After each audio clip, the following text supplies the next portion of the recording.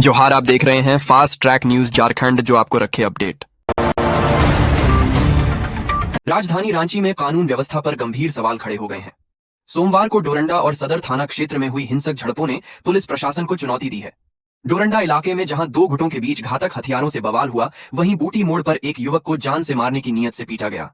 दोनों ही मामलों में पुलिस ने तत्परता दिखाते हुए प्राथमिकी FIR दर्ज कर ली है और जांच शुरू कर दी है। झारखंड विधानसभा के शीतकालीन सत्र में सरकार ने दावा किया कि राज्य के 347 घाटों पर 100 रुपए CFT बालू मिल रहा है, जिसका विपक्ष ने विरोध किया। भाजपा विधायक ने बालू घाटों के संचालन में राजस्व नुकसान का मुद्दा उठाया, जिसके जवाब में मंत्री ने कहा कि पेसा नियमावली के कारण नीलामी रुकी है। सरकार ने वित्त रहित इंटर कॉलेजों को गुणवत्ता के आधार पर अनुदान देने की बात कही। झारखंड विधानसभा में बाबूलाल मरांडी ने मेडिकल में फर्जी प्रमाण पत्र से नामांकन का मामला उठाया और CBI जांच की मांग की। उन्होंने JCCB पर काउंसलिंग में गड़बड़ी करने का आरोप लगाया, जिससे फर्जी प्रमाण पत्र वाले अभ्यर्थी नामांकन ले रहे हैं। उन्होंने बोर्ड के वर्तमान पदाधिकारियों को हटाने और नए सिरे से काउंसलिंग करने की मांग की। रांची विश्वविद्यालय में एक व्यक्ति एक पद के सिद्धांत का पालन नहीं हो रहा है, जिससे प्रशासनिक व्यवस्था चरमरा गई है। कई व्यक्ति 2-2, 3-3 पदों पर हैं, जिससे कॉमर्स विभाग की स्थिति सबसे खराब है। कुलपति और प्रोवीसी के पद भी प्रभार में हैं। सत्र 1 साल विलंब से चल रहा है और विभागों में अध्यापकों की कमी है। PhD प्रवेश परीक्षा भी अटकी हुई है, जिससे छात्र परेशान हैं। झारखंड सरकार ने 2026 के लिए सरकारी छुट्टियों का कैलेंडर जारी कर दिया है, जिसमें कुल 34 दिन की छुट्टियां हैं। इस कैलेंडर में राष्ट्रीय त्योहारों के साथ साथ स्थानीय सांस्कृतिक परंपराओं को भी शामिल किया गया है। विशेष रूप से आदिवासी समुदाय के सोहराय पर्व पर 2 दिनों की छुट्टी घोषित की गई है। यह निर्णय मुख्यमंत्री हेमंत सोरेन की अध्यक्षता में हुई कैबिनेट बैठक में लिया गया, जिसका उद्देश्य कर्मचारियों को आराम और सांस्कृतिक एकता को बढ़ावा देना है। चाकुलिया प्रखंड में अच्छी वर्षा से धान की बम्पर पैदावार हुई है, पर सरकारी धान अधिप्राप्ति केंद्र नहीं खुलने से किसान परेशान हैं। MSP 2450 रुपए होने पर भी वे 1700-1800 रुपए प्रति क्विंटल पर धान बेचने को मजबूर हैं, जिससे वे MSP का लाभ नहीं उठा पा रहे।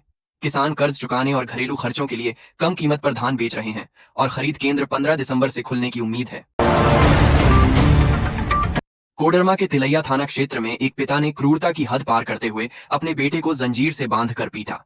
पीड़ित बच्चे फैज ने बताया कि उसके पिता मुख्तार अंसारी और भाइयों ने उसे जंजीरों से बांधकर पीटा और कमरे में बंद कर दिया।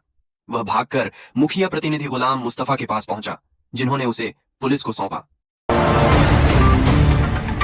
बाघमारा विधायक के सवाल पर झारखंड विधानसभा में सरकार ने इलेक्ट्रो होम्योपैथी को मान्यता नहीं देने का कारण बताया।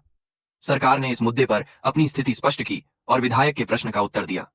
यह मामला झारखंड में इलेक्ट्रो होम्योपैथी की मान्यता से संबंधित है, जिस पर विधानसभा में चर्चा हुई।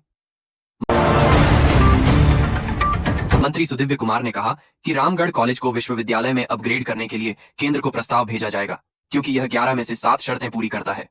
दुमका में केंद्रीय विश्वविद्यालय की स्थापना के लिए भी केंद्र को पत्र लिखा जाएगा।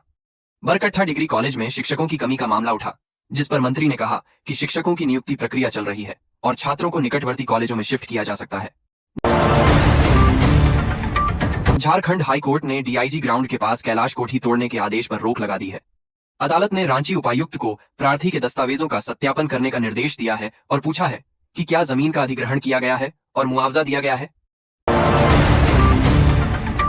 झारखंड के धनबाद जिले के गोमो में एक मालगाड़ी के बेपटरी होने से यार्ड जाने का मार्ग 2 घंटे तक बाधित रहा। इस घटना के कारण रेल यातायात प्रभावित हुआ और गोमो रेल यार्ड में परिचालन में बाधा आई। रेलवे अधिकारियों ने तुरंत कार्रवाई करते हुए मार्ग को बहाल करने का काम शुरू किया, जिससे जल्द ही यातायात सामान्य हो सका। जमशेदपुर में पहली बार 18 जनवरी को AI इनोवेशन समिट का आयोजन किया जा रहा है। इस समिट में विदेशों में स्टार्टअप कर रहे युवा नई पीढ़ी को दिशा देंगे।